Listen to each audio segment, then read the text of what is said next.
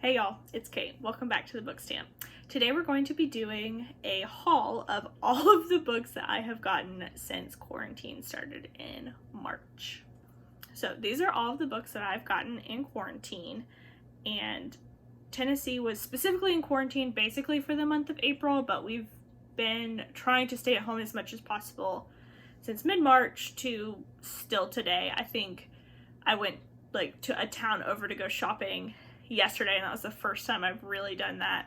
Sat outside at a restaurant since March. So these are all of the books that I have gotten since then. Later in about June, I went to one of the used bookstores near me.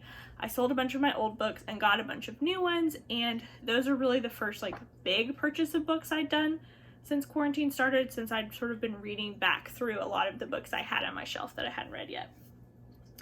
But so I got a very different variety of books during that shopping spree. So I got Robin McKinley's The Blue Sword, which I think is actually one of the ones she's most known for. I always read her fairy tale retellings, so I'm very interested to read this for the first time and get to sort of relive some of her work again.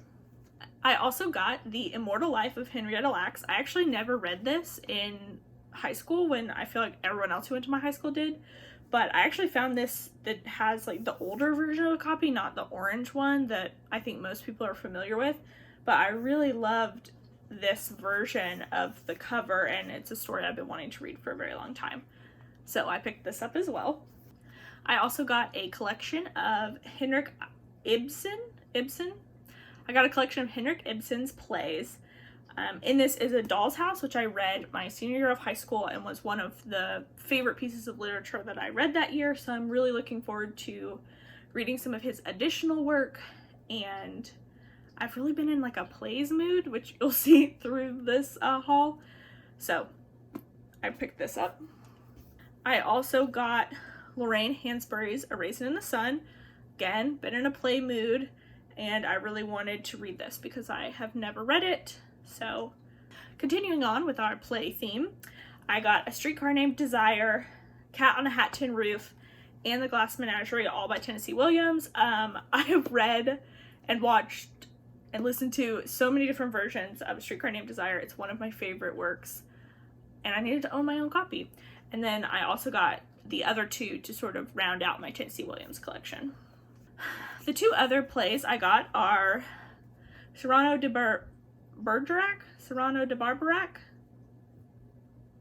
this play that I'm sure everyone has seen at least 5 or 6 different retellings of over the years.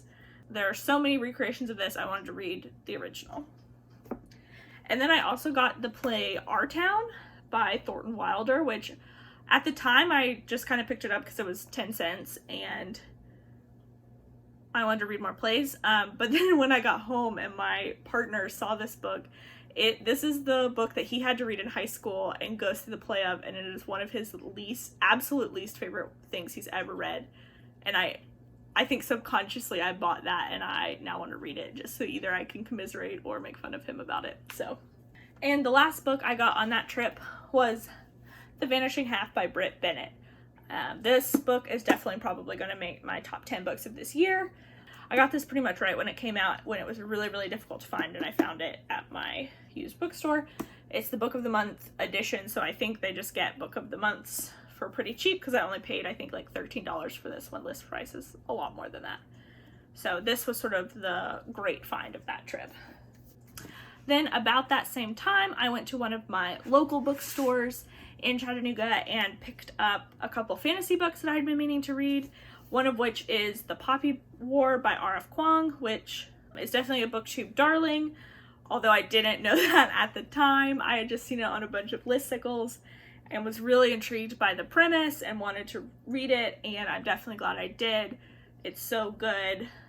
I also picked up Song of Blood and Stone, which is the Ersinger Chronicles Book 1 by Elle Penelope, which the premise of this, it's a fantasy world, something I'm pretty much always going to love and definitely wanted to read. Then we have the books that I have gotten on the company that shall not be named, Amazon, for different reasons.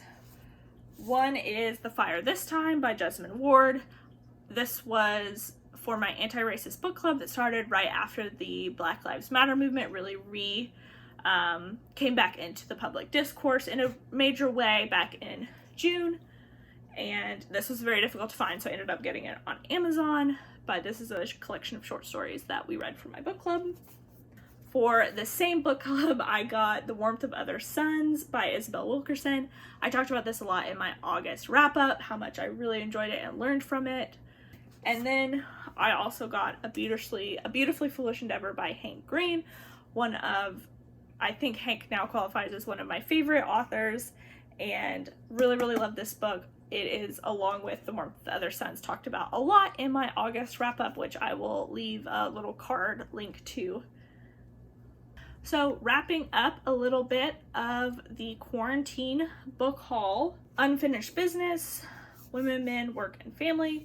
This was $3.99 at Office Max when I went to get some school supplies. So the author of this book wrote the Atlantic article, Why Women Still Can't Have It All, which created a really big debate, and so I was really interested in seeing sort of an expanded amount of her thoughts about that. I'll link the article down in the description so that you can go read it.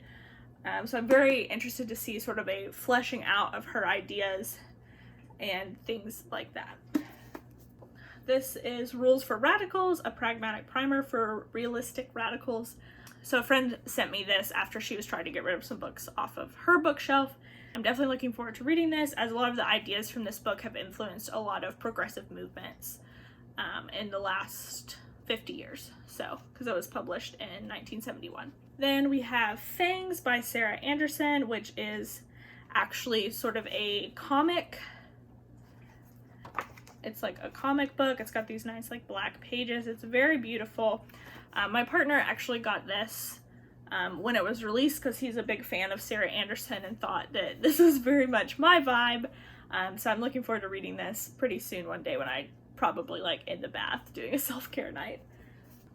And then last we have the books that I got for Indie Bookstore Day. So I'm not really close, within reasonable driving distance to an indie bookstore right now.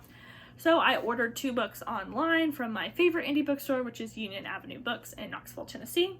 The first one I got is Space Struck by Paige Lewis, which this poetry collection was definitely like written for me.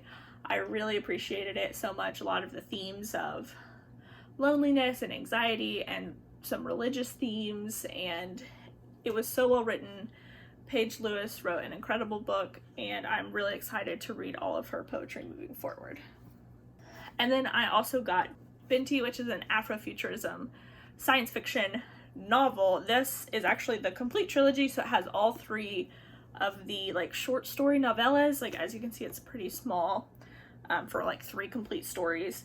And it has a brand new story in it as well. This is something I've wanted to read for a long time. I actually kind of thought it was a graphic novel, which I think I've just seen the graphic novel more in bookstores because there is a graphic novel version. All right, well, those are all of the books that I have received or purchased in sort of the quarantine period. That does not count the many library books that I have checked out or listened to. And so there are some really awesome books that I've already read that were definitely favorites, and I'm sure there are some new favorites definitely left in the stack. So thanks for hanging out. Really appreciate y'all. And if you want to leave a comment down below of your favorite book that you've gotten since quarantine, or if you loved any of these or would recommend me anything, please let me know. Thanks for watching.